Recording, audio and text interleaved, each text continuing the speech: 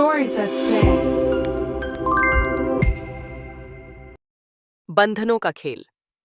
कहते हैं कि हर घर में दो औरतों के बीच एक अनकहा युद्ध चलता है, सास और बहू। ये कहानी है एक ऐसे ही घर की जहां रिश्तों के पीछे छुपे हैं गहरे राज, धोखे और एक जानलेवा साजिश। शहर के सबसे प्रतिष्ठित बिजनेस टाइकून रणवीर चौधरी की कोठी शिवालय में आज रौनक थी। उनके बेटे अर्जुन चौधरी की शादी अवनी से हो रही थी। अवनी एक सीधी सादी लेकिन आत्मविश्वासी लड़की थी।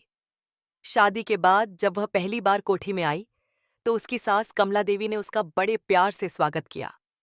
कमला देवी बाहर से जितनी सौम्य और संस्कारी दिखती थीं, अंदर से उतनी ही चतुर और रहस्यमयी थीं। कोठी की हर दीवार पर उनकी नजर थी। अवनी ने सोचा था कि उसे एक मां जैसी सास मिलेगी, लेकिन उसे नहीं पता था कि वो जिस घर में कदम रख रही है वहां हर मुस्कान के पीछे एक रहस्य छुपा है। अवनी की पहली रात कोठी की पुरानी नौकरानी रज्जो उसके पास आई। धीमे स्वर में बोली, बहू जी, सावधान रहना, यहाँ हर चीज वैसी नहीं है जैसी दिखती है। कोठी में रात को नीचे वाले तहखाने से कोई आता है, किसी को बताना मत। अवनी चौंक गई। आप कहना क्या चाहती हैं? रज्जो डरते हुए बोली, शिवालय में एक राज छुपा है बहू जी, किसी को पता नहीं चलना चाहिए, वरना जान को खतरा हो सकता है। शादी के कुछ हफ्तों बाद ही अवनी ने महसूस किया कि कमला देवी उसके हर कदम पर नजर रखती हैं, हर बात में टोकना, हर निर्णय में दखल देना। और सबसे अजीब बात, अर्जुन भी अपनी मां के सामने एक शब्द नहीं कहता। एक रात अवनी ने तहखाने की ओर जाते हुए किसी की परछाई देखी। हिम्मत करके वह चुपचाप नीचे गई, लेकिन वहां कुछ नहीं मिला। अगले दिन रज्जो गायब हो गई। किसी ने कुछ नहीं कहा, जैसे वो कभी थी ही नहीं। एक दिन अवनी को कोठी के स्टोर रूम में एक पुरानी अलमारी में बंद डायरी मिली। उस पर नाम लिखा था अनामिका चौधरी। डायरी में लिखा था, कमला मेरी सबसे बड़ी दुश्मन है। उसने मुझे इस कोठी में कैद कर दिया है। मेरी आवाज कोई नहीं सुनता। अर्जुन मेरा बेटा है, लेकिन उसे भी मेरी यादें मिटा दी गई हैं। अगर कोई ये पढ़ रहा है तो समझ लेना, मैं अब इस दुनिया में नहीं रहूंगी। मेरी मौत एक हत्या थी। अवनी के पैरों तले जमीन खिसक गई। अर्जुन की असली मां अनामिका, तो फिर कमला देवी? अवनी ने धीरे धीरे सबूत इकट्ठा करने शुरू किए। उसने घर के पुराने नौकर मोहन काका से बात की, जो अब लगभग पागल हो चुके थे। मोहन काका बोले, अनामिका मैडम बहुत अच्छी थीं, लेकिन एक रात कमला देवी ने उन्हें सीढ़ियों से धक्का दे दिया। सबको बोला, दुर्घटना थी। अर्जुन छोटा था, उसे कुछ याद नहीं, लेकिन हम जानते हैं।